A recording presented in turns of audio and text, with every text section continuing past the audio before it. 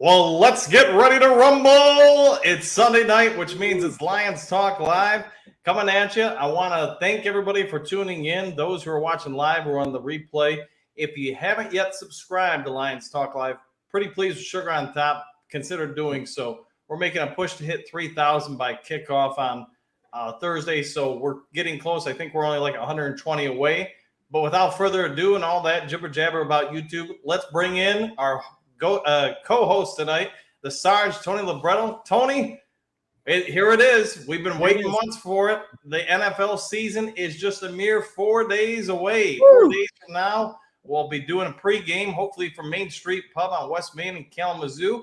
And Sarge, I get everybody's here waiting to hear us break it down, talk about this matchup, talk about the team, talk about your mom, their mom, and everybody in between. Mm-hmm. So, with all eyes on KC, you're Dan Campbell. What would you say is something you're focused on here tonight to get a few more practices in and get this team ready to go into Arrowhead Stadium? Right on. Hi, everyone. Sunday night. Hope you're all having a great holiday weekend. I know I am. Starting off with Kansas City. Don't give up the big play. So their offense, we'll go with offense first. We'll talk about that. Obviously they've got probably the best quarterback in the game right now. Not even probably. He is the best quarterback in the game right now. He's great at making a big play. They're wide receivers. Let's call it. They're probably average as far as the wide receiver group, maybe a little above average, but they don't have a superstar on that team. Sky Moore, I think, is probably going to have a breakout year. Go Western. But other than that, Kadarius Toney was really he was basically given up from the Giants, and he did make some good plays down the stretch. They've got that James guy that came on. He had like 50 something catches last year. Other than that, Mark Valdez Scantling, so you got a whole bunch of people at wide receiver that don't really pop out at you. None of them are going to be Pro Bowl guys, right? Obviously they have the best tight end in the game, so you got to keep Kelsey in check. The running backs, if McKinnon's on the field, there's probably going to be a pass, right? Pacheco, he was a great breakout rookie last year as well, just like Sky Moore. And they all have ability to make some big plays because of Mahomes, I think, for most part. So just don't give up the big play. I think the defense, if they can contain them, get them 3 and outs, that's the goal for every defense. So hopefully we can shut them down. On defense, like we had up there a minute ago, Jones is not playing this game. But like the coach said a couple of days ago, doesn't matter if he's playing or not. They still have other players. They had a rookie defensive end, Karlaftis, who I think had 6 sacks last year as a rookie. Not bad, but when you got Jones making 18 on the other side, it's kind of hard to get some sacks, right? He's taking them all. So you still got to watch out for him. They've got a very young secondary. I think they started 2 rookies at corner last year. One of them was the McDuffie, their first round pick, and then another guy, I don't remember his name, but he was drafted later on, but he was their starter, and they still have Snead back there too. So their defense isn't scary, but they're not bad either. But I think our offense is definitely going to be able to handle it. It's probably going to be a shootout. Like I said, it's, don't give up the big play, and they've got a very solid chance of winning this game. It's going to be crazy in Kansas City. So that's the biggest part is they're defending Super Bowl champions. They're on their home turf opening night for the whole entire NFL. I think they're planning some like worldwide tailgate party or something for the NFL is. So, as long as we don't give up the big play, don't make any mistakes on defense, I think the offense is going to be able to handle their business. Let's talk about some things that you and I talked about before we got on the air, and that we expect a lot of this rookie class to come in and if not start, get meaningful minutes. You remember during the draft, we talked about Broderick Martin, and I still think this kid at some point might be a starter. Mm-hmm. Could it be this week? I guess we'll see, but I'm expecting him to get big minutes. He's shown progression throughout camp. Oh, yeah. He's had some struggles here and there, especially with, getting off the blocks to get after the quarterback. But if you had to guess right here and now, Sarge, who's going to be getting meaningful minutes and potentially starting Thursday night. Who do you got? So offensively, it kind of depends on what package they come out with first. If they come out, slinging the ball, Gibbs will probably be out there instead of Montgomery. But I would say Montgomery's probably going to be the starter as far as like you put him on the depth chart. Laporta at tight end is the starting tight end.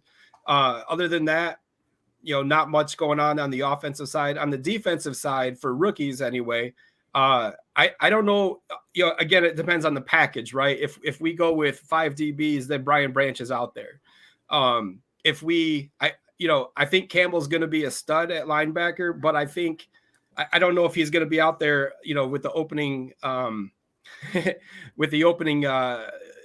drive. Yeah. I think they're going to put Barnes out there. Barnes has had a quiet camp, but a very good, solid camp. They said they can't talk enough of him right now. So I think Barnes and Anzalone will probably be out there first.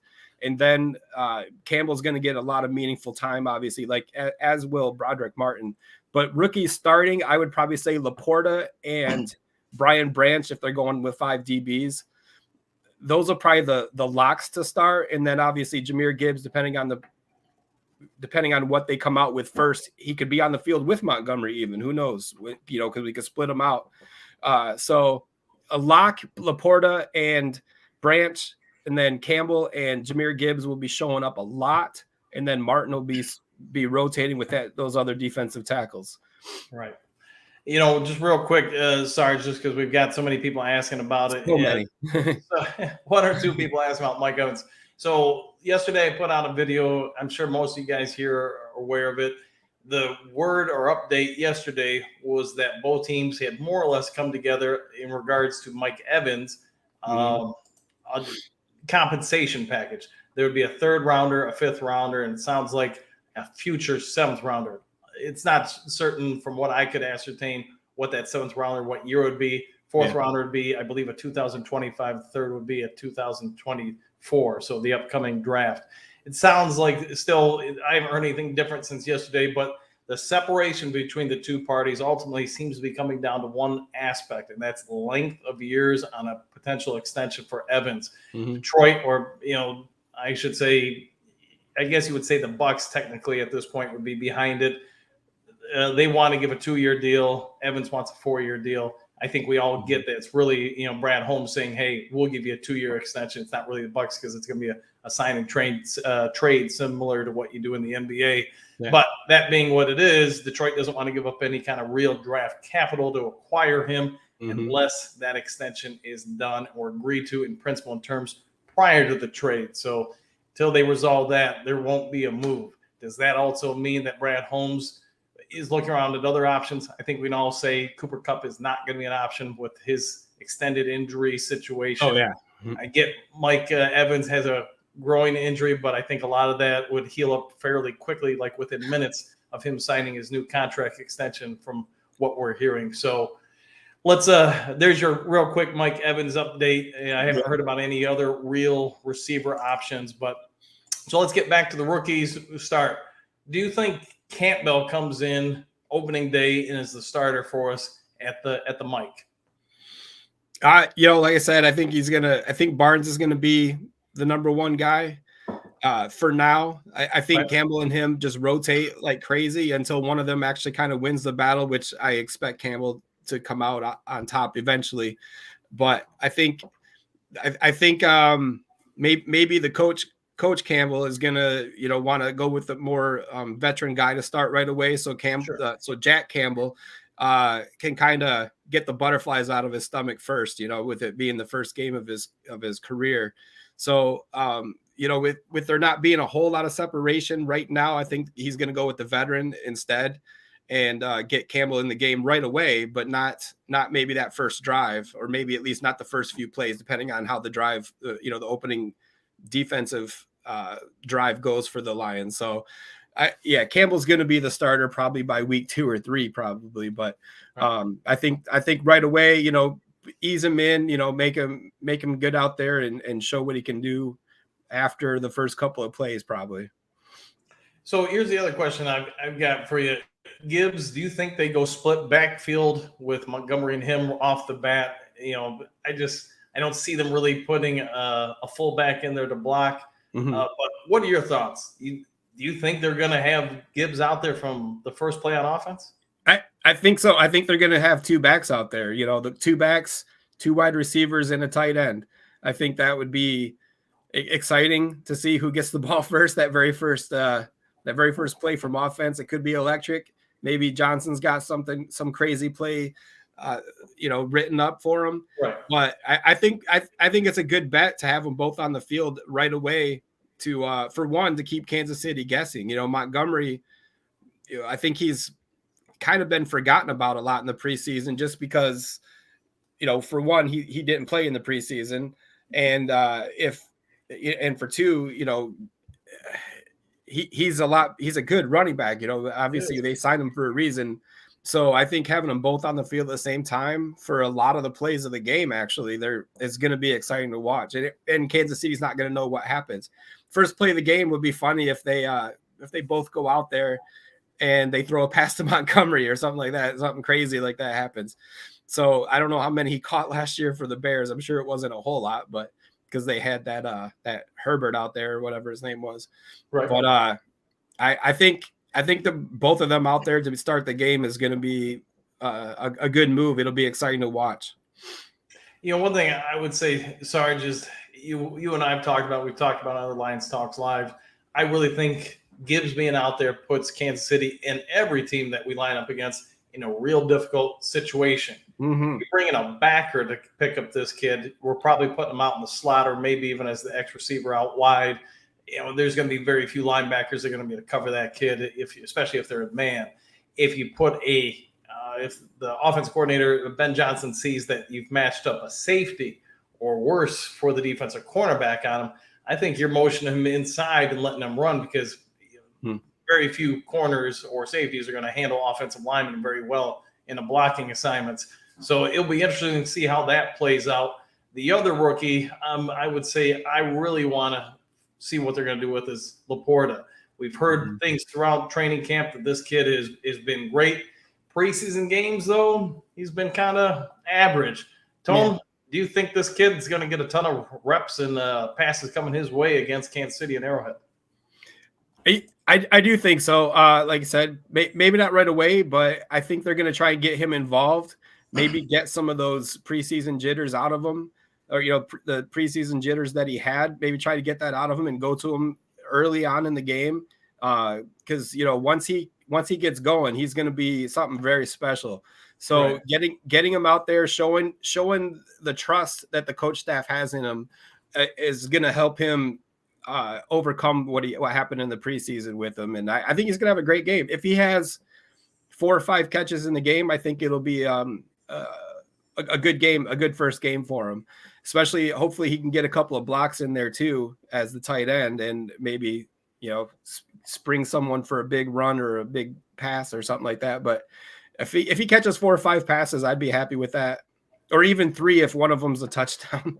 Right. Seeing this question here, and then also another one about the weather.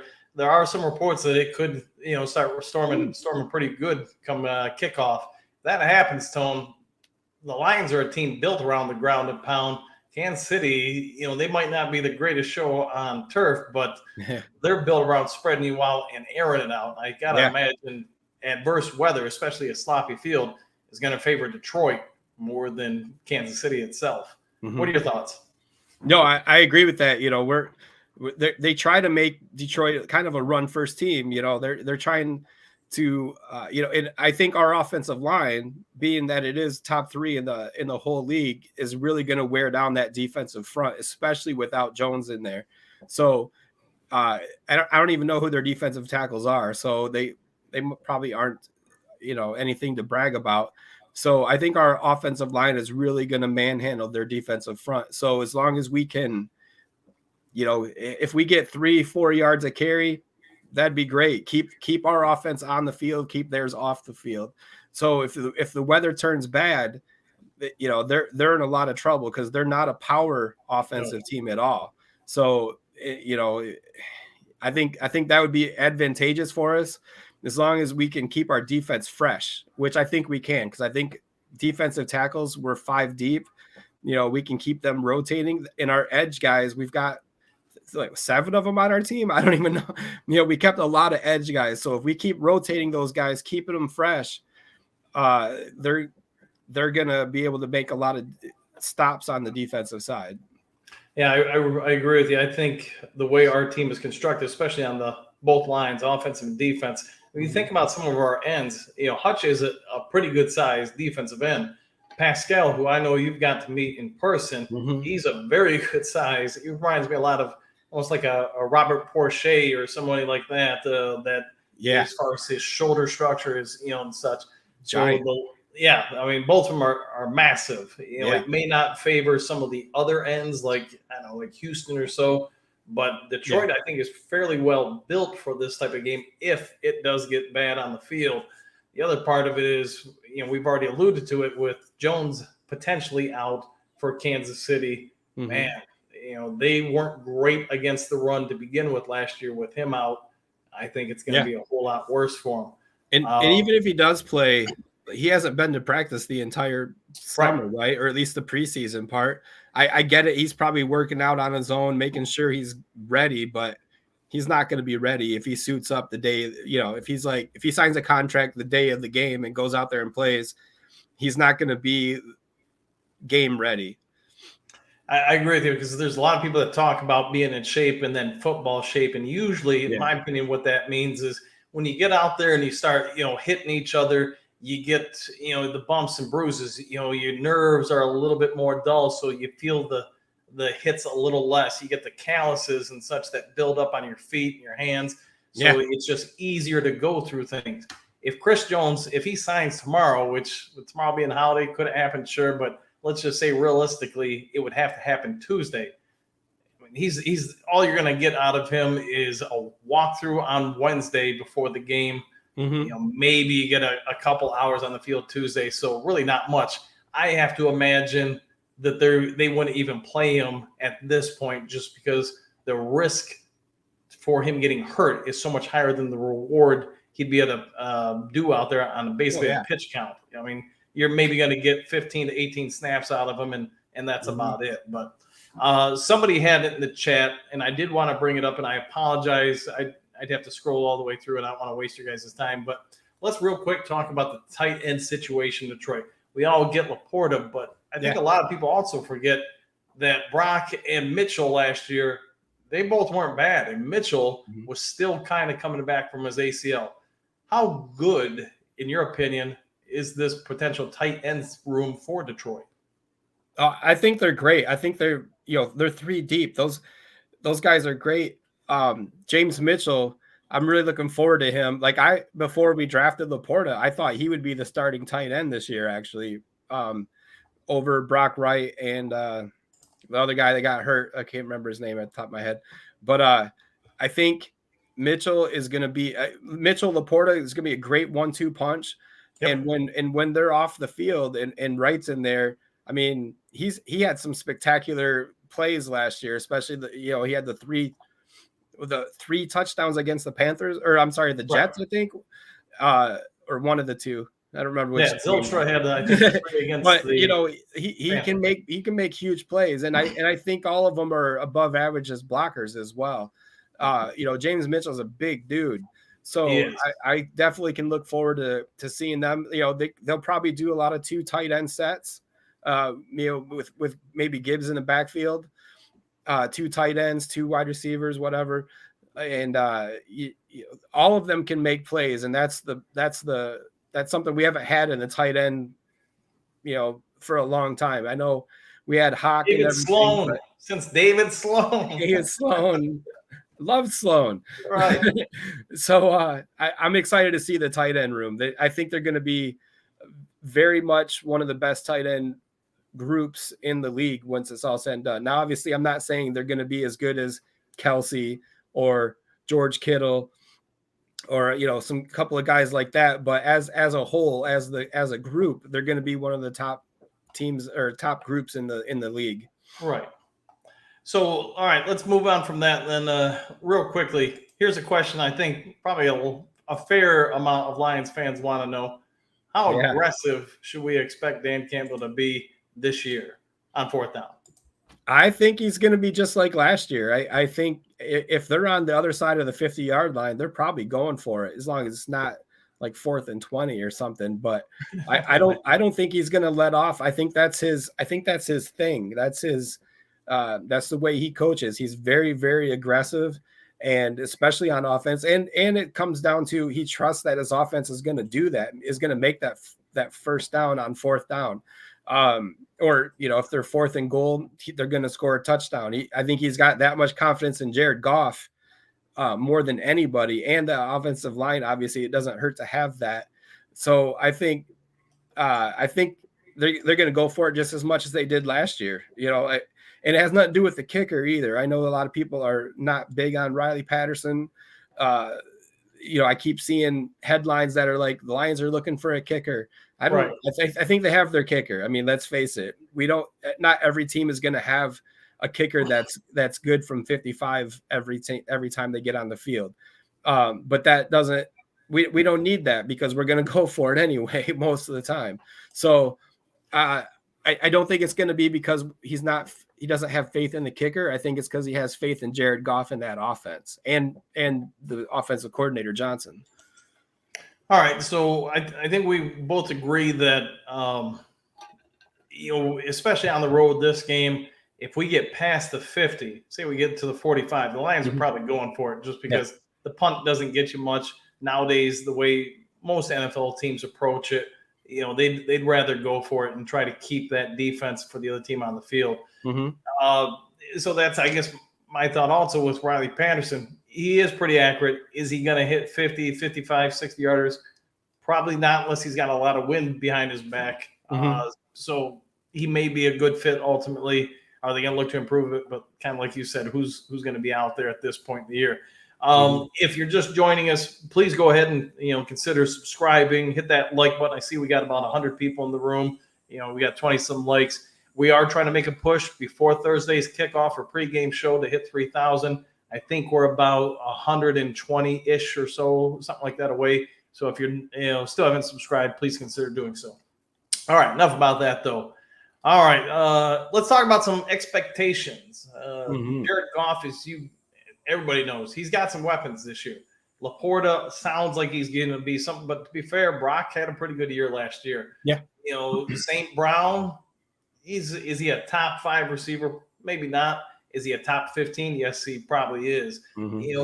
Marvin Jones, he might not be what he once was, but I think especially earlier in the year, he's going to have enough juice left in those legs to do some things. And then you got Reynolds, Raymond, you got Gibbs, you've got a lot of weapons. What would be realistic expectations for this team and the fan base to have for Jared Goff? I think it's going to be a lot of the same as last year. I think he's not going to make a lot of mistakes. He's got so much protection up front. I think they were second in sacks last year as far as giving up sacks. And I think they're going to be number 1 this year for that. I think, once they got through that horrible start, that 1-6 start, they were unstoppable. And his confidence, the second half of last season, should come through right away this year. Right. As long as he stays upright and doesn't make mistakes early, he's going to have a great year. I think he's going to go to the Pro Bowl again. I don't think he regresses. I think after his huge, great year with the Rams, he regressed the next year, but that's because there was, him and his coaches, they didn't get along. And it sounds like he gets along very well with Johnson and the head coach. So I think expectations are high. I think he gets 4,000 yards. I think he limits his interceptions and fumbles. I think he manages the game very well. I think with the coaches, and even the quarterback coach, Mark Brunell, he's had 2.5 seasons with these guys now. Well, not 2.5, sorry, 1.5 seasons with who they have coaching. So this will be his second full season in the system with Johnson. So I don't think there's any real fear of regressing. I mean, if he throws one less touchdown or throws one more interception, maybe that's that's the case, but I still think he's the key to us winning the football games, and because it always goes through the quarterback. Sure. So he's and the weapons that they've surrounded him with, I think, are better than anything he had in LA, and that includes, I mean, he had Todd Gurley, right? But he did. But when they had Todd Gurley, who else did they have? I think they had Woods one year. Cooper Kupp was just like a rookie coming into the league at that point, so they never really had as much, and they never had an offensive line like they do now. They had some pieces, but not like he has. So I think the sky's the limit for him. I think he's going to come out and be the leader on that team that he was last year, and I'm looking forward to seeing him. I'm excited that we still have him. Let's Steve O's got a question here. I'm sure we can all see it about Hooker and Goff. Basically, here's my thought, at least, is Goff is perfect for this type of offense because he basically excels in play action. Campbell wants a run-based team that then can set up the pass. So with that offensive line, Goff's going to be able to hopefully get a lot of second and mid, second and shorts, where he can run play action, and that's something he does incredibly well. Yeah. I would say my expectations for him are something like on the low side, 27, 28 touchdowns, high side, 35. And part of that is because we are going to be able to run it, I believe, fairly well against a lot of teams on this year's schedule. But in regards to Hooker, I think you're almost sort of like the Green Bay approach. Hooker might sit for 2-3 seasons and then force the Lions into a choice what to do with them. I guess 3 years from now, Goff's 31, 32. That's incredibly young for a quarterback nowadays if they haven't been beat up. And that was one of my comments about Stafford. I love the guy. I love his time here. But when we traded him, he'd come off, I want to say, 2 or 3 straight years with, back injuries and, elbow injuries. And just, Bill Parcells had a great comment I remember to this day. Once the tread starts coming off the tire, it doesn't ever come back. And Goff, for the most part, he's been pretty healthy. But what do you think about the future with these two quarterbacks? I think it's a good problem to have. I hope Hooker heals up completely and gets a lot of learning. He's going to get a lot of classroom time this year, right? While he's healing from his injury, he's going to be able to watch the games, learn from the coaches, get this first NFL season out of the way. Depending on how, if the season just goes in the crapper for some reason, I can't imagine it happening, but if it does, then maybe Hooker's the guy next year. But other than that, I think Goff is still the guy next year too. Right. Like you said, Green Bay had a great, Aaron Rodgers sat on the bench for like 3-4 years before they got rid of Favre, and he turned out to be, probably the greatest quarterback of his time in the league other than Brady. But Hooker could be the same for us. Right. Let him sit on the bench for 2 or 3 years. Even he'll still be 3 years from now. He'll be 28, and that's kind of the age we got. Goff he was 27, 28 when we got him. We don't need right now. We don't need a quarterback to come in at 21 like Stafford and play for us for 10 years. We're in a win now situation. And I think switching quarterbacks next year wouldn't benefit us at all unless, like I said, unless Goff just completely falls off and does and struggles this year. And then we're kind of starting over. So let Hooker sit for a few years. I mean, and he was great in college, but he only had one good season in college, right? As far as I know, I never really heard about him until last year for college football. So maybe you look at players like, Trey Lance, he had one good year in college and everyone thought he was this amazing quarterback, and he came out and he's already been traded for like a 4th round pick or something like that. Right. So, you never know with quarterbacks, I guess, is where I'm going with that. And I hope Hooker's good. I mean, obviously he's a Lion, so I want him to be good when it is his time to come out of the field and play. But you just kind of never know with these guys coming out of college. Almost never. I mean, Trevor Lawrence was a lock, right? But how many quarterbacks can you say that about in the last 2 or 3 years coming out of the draft that you're like, this guy's going to be an amazing quarterback? You can hope one of them is going to be, but they never Well, not never, but they're never. Not all of them are locks. You know, the year, what was it? 2 years? No, 3 years ago when everyone wanted us to take Tua, but we didn't. Right. He's okay. You know, I mean, he's doing better last year than he did the couple years before. That class had. I think that was Trevor Lawrence's class, right? That I know it was anyway. Herbert. Yeah, Herbert. I mean, Herbert's great, right? But Right.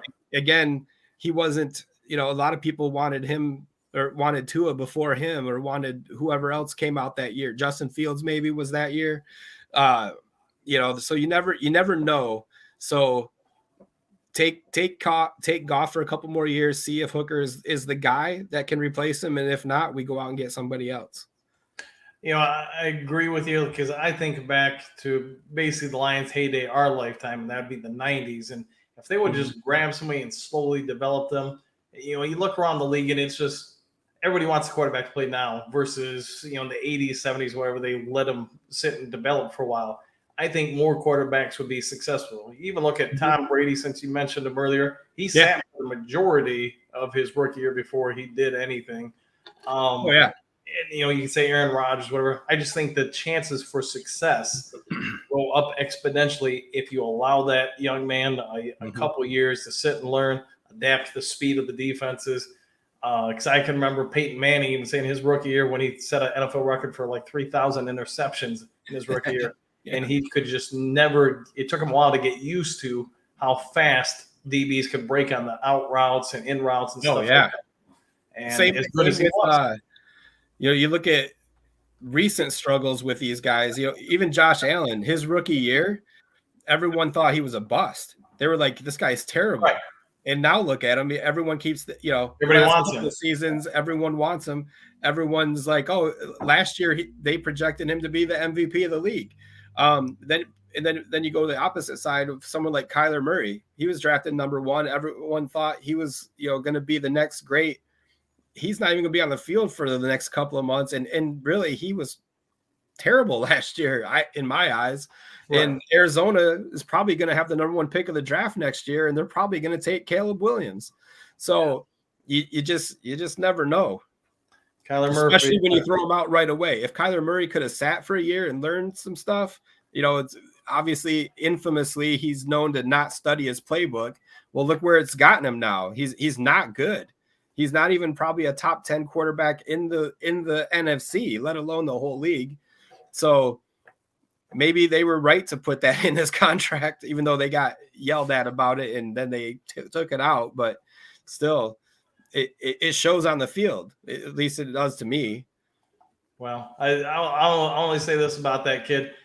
They should have known these topics about him before ever drafting him. If they didn't, then that GM, that coaching staff, that owner have something to answer for. Yeah. All right. Somebody asked it in the chat. Sorry, I didn't get to it sooner. But Mosley, we all know that he was put on the active roster. You think there's a possibility this kid could, actually play Thursday? I don't. I part of me wants to say I hope not. Right? Like he is coming off an injury. I don't know what his practices were like. I know he's been back to the team for a couple of weeks now, or a week. And they do have him on the active roster, so he's suiting up for the game, right? As far as we know right now. Right. That could change, obviously, before game time. Maybe they pull him the day of the game and throw a practice squad guy up there. But I think with the depth at cornerback right now, we probably don't need him to play unless someone gets hurt, and that's, hope that doesn't happen. Sure. But I don't think he sees the field this week. And I could be totally wrong. He could play 30 snaps. I don't know. But I think what am I trying to say? I think it'd be better if he did not play for this week, just because I still want, just like we said about Chris Jones, he needs to get up to game speed and probably another full week of practice before. And since we have such a long time between the first and second game, since we're going from a Thursday to Sunday, then maybe he'll be more game ready for game 2, and it'll be at home. So it'll be a little easier to get out there. But I think we're good with what we have going right now. that he shouldn't get on the field unless there's some injuries that happen, or maybe throw him out there for a play or two just to get him, a little game action. But I would say he probably doesn't play. Right. All right. I see some other people probably came in late asking for some Evans updates. We talked about it a little bit earlier in the broadcast, maybe the first couple minutes, but I'll just real quick. No new news from yesterday's video. It sounds like both teams have agreed on the compensation. It now just comes down to working out the amount of years and obviously the dollars for the contract. Even if it happened tomorrow, he wouldn't be playing Thursday. I mean, you just don't have enough time to get him in and get the route trees down, the plays, the terms, all that stuff. But all right, let's go on from that. I think we've covered that a bit here. So here's a big question I've got. So we all know Aaron Glenn prefers man-to-man and getting after the other quarterback. Patrick Mahomes is mobile, but he's no Justin Fields or Josh Allen or anything of that sort. Do we roll the dice and just go Blitzburg or Silver Rush or whatever you want to call it Thursday night? Yeah, I think we have to. I think we have to see what our guys can do. Why not take this advantage of playing the best quarterback in the game right now to see if we can shut him down with the blitz? Going one-on-one, man-to-man with our DBs. I think they can match up well with the wide receivers for the Kansas City Chiefs. Like I said earlier, none of them are superstars.